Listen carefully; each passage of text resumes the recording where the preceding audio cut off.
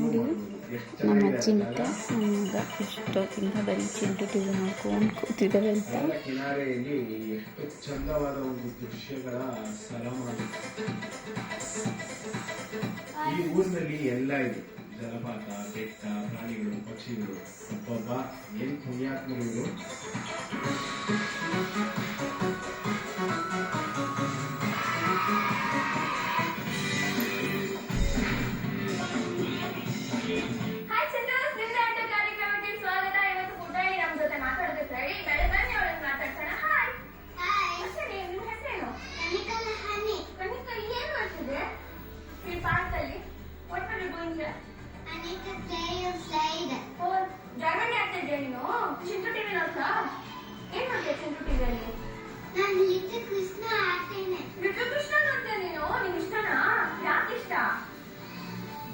Krishna ಯಾಕಷ್ಟ cute ಆಗಿದ್ದಾನೆ.